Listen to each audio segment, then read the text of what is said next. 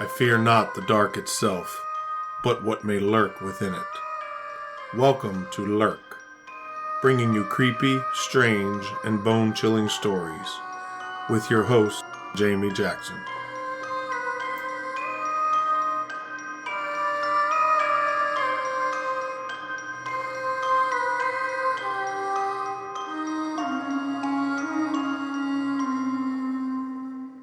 Hey Lurkers, welcome to this week's episode. I want to start off by apologizing that I did not have an episode out last week. Usually I am able to re-release an episode with an explanation that I'm not able to do a new episode. Last week was my parents' 50th anniversary party. Like usual, I waited till the last minute to do a lot of the last minute details, and honestly I was going through my parents' house during the week like I had a search warrant looking for photos and different things for the party. So that went off without a hitch. This week I am at work during the day. I come home for about an hour, change, grab something to eat. Then I have to go over to scout camp from 5 o'clock until 9 o'clock in the evening. Then I come home and I'm exhausted. So I am recording this week, and I have another episode ready for the following week because I get Saturday off, and then Sunday I leave for resident camp with the scouts. So needless to say, I'm exhausted before next week has even started. But I will have an episode this week, obviously, because you're listening to it, and I am recording for the following week, so there will be episodes. But I apologize for not getting one out last week. It's just been crazy, and sometimes I just can't get to it. I really need somebody who wants to work for free to help me. So if there's anybody out there who would like a job and doesn't want to get paid for it, I got stuff you could do. Also, quick reminder, we have a Patreon for $5 a month, and that helps support the show. Make sure you check out the Patreon at patreon.com/lurkpodcast. So for this week's episode, we are heading to West Virginia once again. I know we had the haunted trail in West Virginia, but we are again hitting West Virginia with the story of the Greenbrier Ghost. And this one is a pretty interesting story. First, we're going to have a little 1800s true crime, and then we'll have the ghost account. I don't want to give too much away right in the beginning, so let's get started so you can see what I'm talking about. Back in October 1896, Elva Zona Hester, who went by her middle name Zona, met a blacksmith named Erasmus Stribling Trout Shoe. At least that was his given name, but in Greenbrier he was going by Edward Shoe, and sometimes he went by Trout Shoe.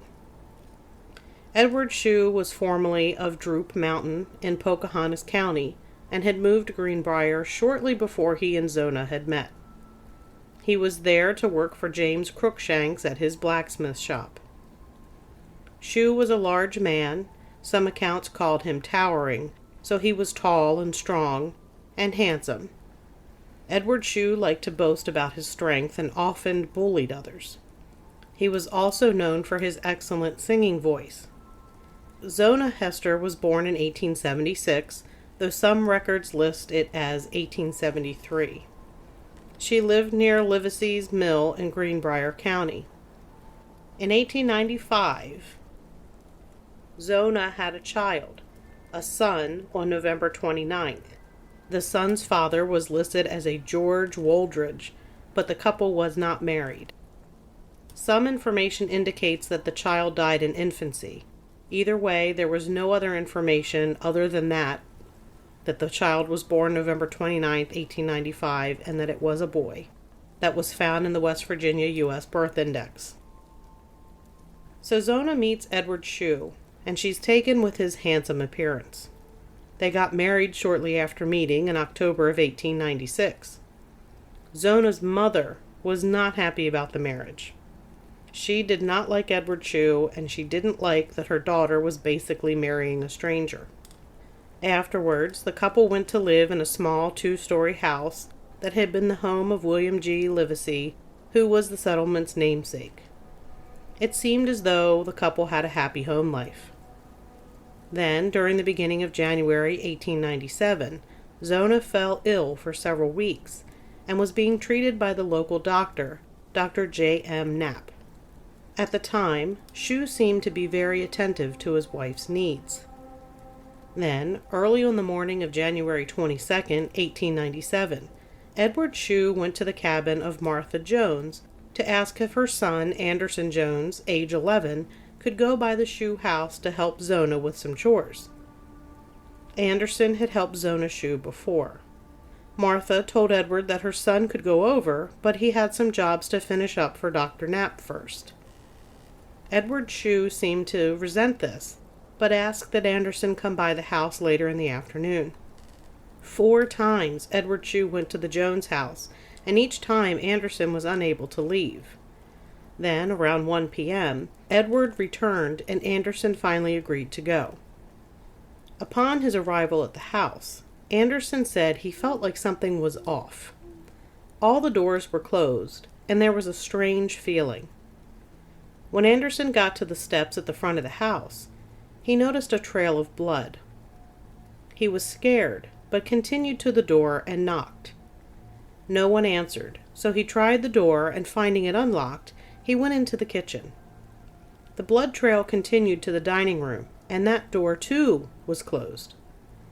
Anderson knocked again, and with no answer went into the living room. And he tripped over Zona's body. She was stretched out on the floor. Looking right up at me through wide open eyes, she seemed to be laughing, according to Anderson. I was frightened, but still able to reach down and shake her. She was stiff and cold. Anderson ran from the house, calling to his mother that Mrs. Shue was dead. Martha Jones went to the Shue house, while Anderson ran to get Edward Shue. He found Shue at the blacksmith shop with Charles Tapscott. Shue yelled, and both men went running to the house. Anderson then went for the doctor. When Dr. Knapp and Anderson got to the house, Shue had moved his wife's body from the floor and placed her on a bed where he held her crying for her to come back. Shue had not only moved the body, but he had also dressed her in an old-fashioned, high, stiff-collared dress.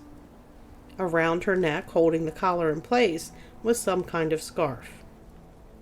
Dr. Knapp immediately started an examination to determine if Zona was in fact dead.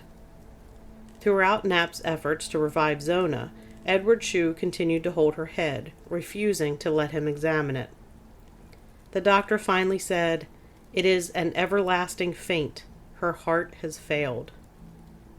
The next morning, Zona Shue's body, accompanied by her husband and several neighbors, was taken over the mountain to Mrs. Hester's home, Zona's mother. During the viewing, Shue would not leave his dead wife's side in the presence of others. When he was not at the coffin, he would not let others go near it, not even her own mother. He would take his place at the head of the coffin, guarding it closely. He also placed a folded sheet on one side of her head and some kind of garment on the other to keep her head upright. On a Monday, Zona Shue was buried in the little family graveyard, high on the side of the mountain. In the meantime, Zona's mother, Mrs. Hester, convinced her son-in-law had something to do with her daughter's death, prayed that her daughter would come back to her and let her know what had happened. Several days after the funeral, Mrs. Hester was woken up by a noise in the small cabin. She peered through the darkness and was able to make out a form. There stood her daughter, wearing the dress she had died in.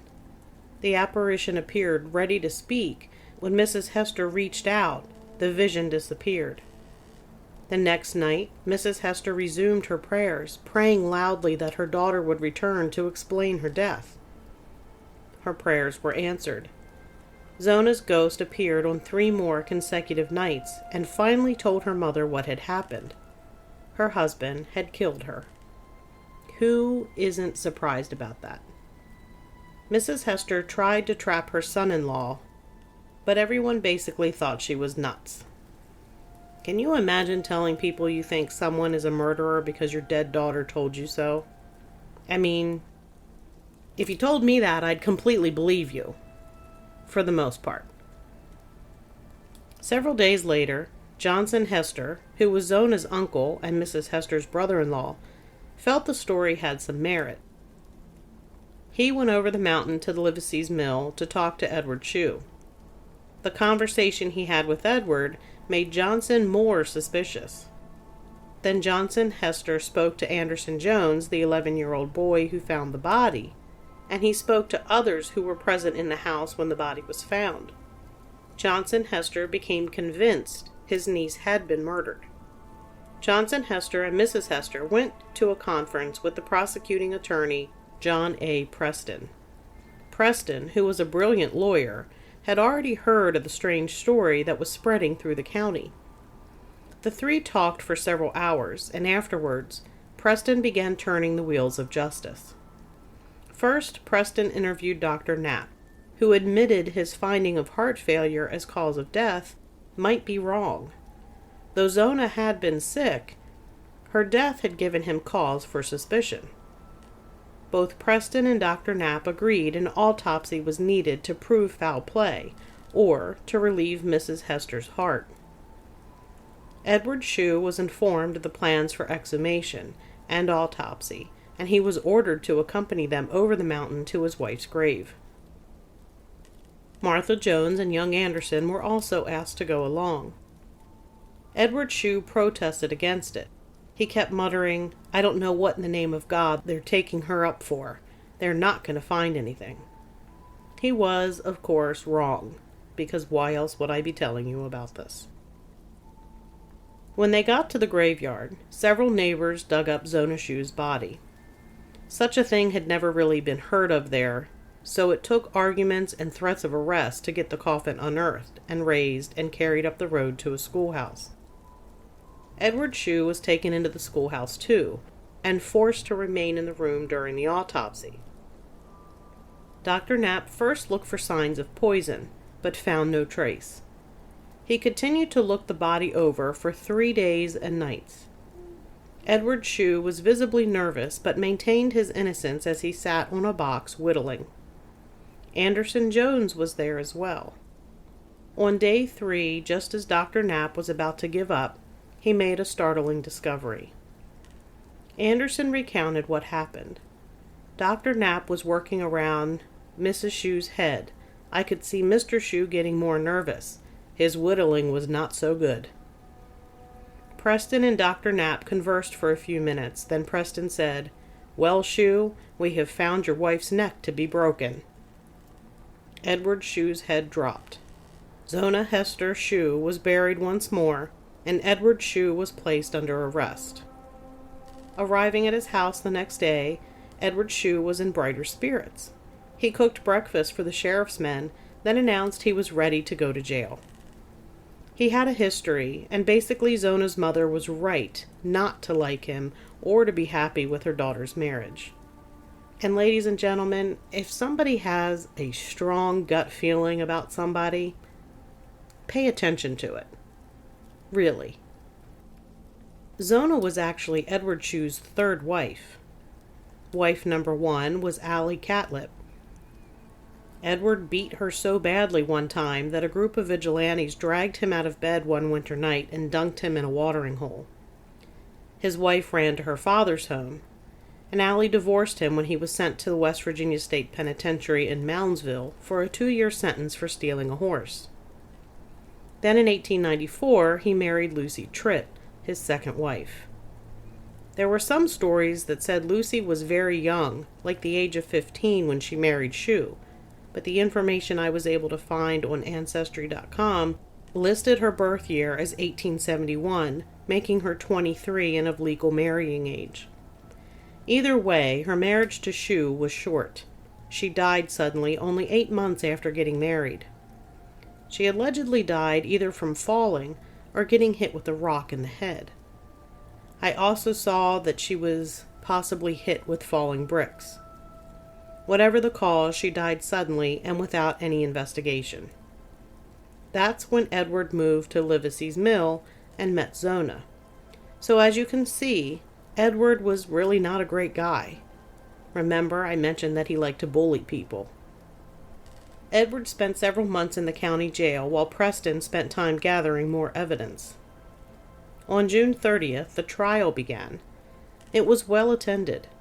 Preston told the jury the case was totally circumstantial and stressed that the dream testimony to be presented would prove beyond a shadow of a doubt to be authentic, and said that he could prove it. Dr. Knapp was the first witness and talked about the autopsy and the broken neck cause of death. Knapp pointed out that the break was of such a nature Mrs. Shue could not have done it in a suicide attempt. He said he made the initial heart failure diagnosis only after Shue refused to relinquish her head, requesting he not examine it. Anderson Jones testified about Edward Shue's efforts to get him to go to the house to see if Zona needed anything. Others testified that Shue was the only person seen at the house that morning, and that he dressed her in the stiff-necked dress with the scarf tied under her chin, and how her head flopped loosely at the neck when not supported. Shue was also said to have failed to show the proper appreciation of the loss. Another witness said that Shue had declared he would come back from the autopsy under arrest. Finally, Zona's mother took the stand. It was the first time in American courts that there would be testimony from a ghost. Mrs. Hester talked about being unsatisfied about the cause of death, and that she prayed for Zona to return from the grave to solve the mystery. She told of the 4 separate visits, and how her daughter's ghost described her own death at the hands of her husband. In the Greenbrier Independent they wrote, "The following very remarkable testimony was given by Mrs. Hester on the pending trial of E.S. Shue for the murder of his wife, her daughter, and led to the inquest and post-mortem examination, which resulted in Shue's arrest and trial.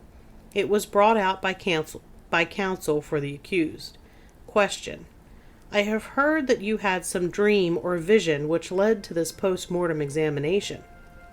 Answer: They saw enough themselves without me telling them. It was no dream. She came back and told me that he was mad, that she didn't have no meat cooked for supper. But she said she had plenty, and said that she had butter and apple butter, apples, and named over 2 or 3 kinds of jellies, pears and cherries, and raspberry jelly. And she says I had plenty. And she says, don't you think that he was mad and just took down all my nice things and packed them away and just ruined them.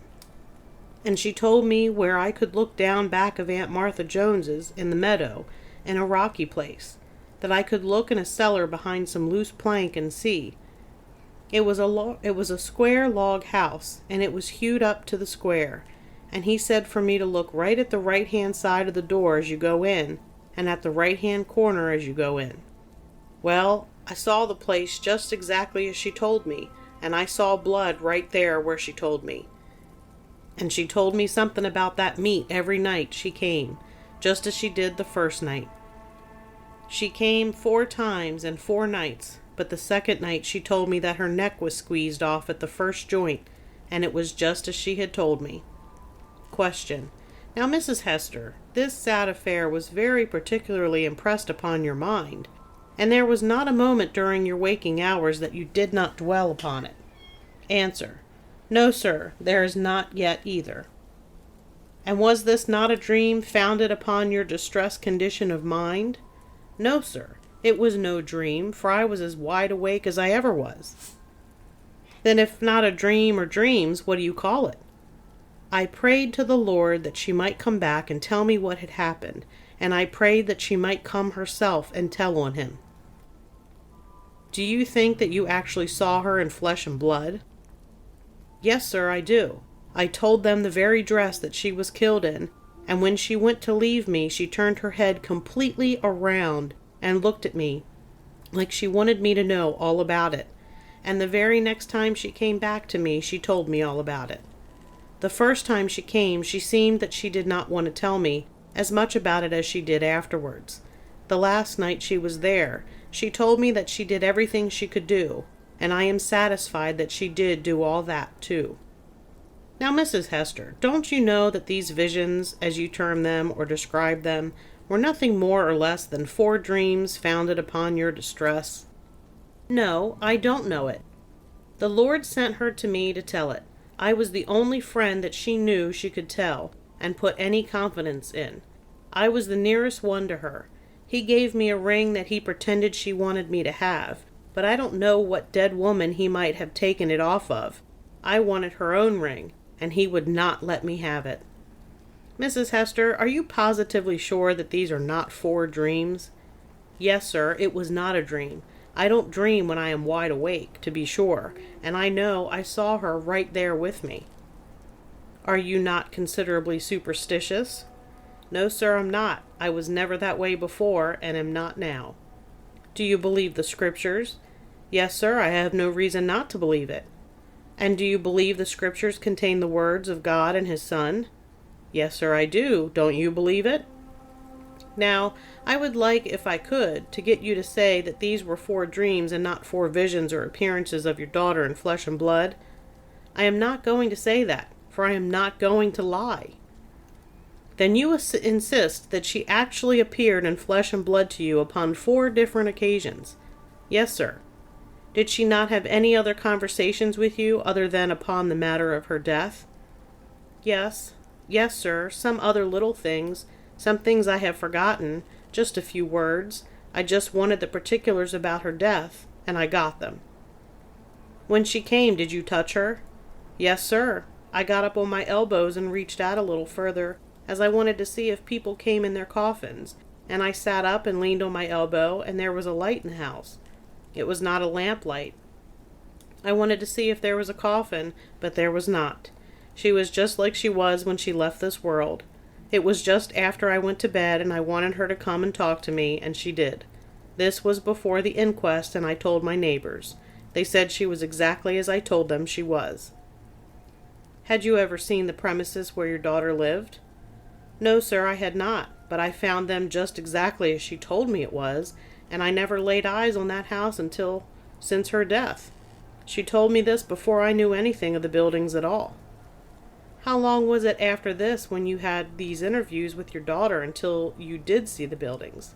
It was a month or more after the examination. It has been a little over a month since I saw her. Then the re-cross-examination.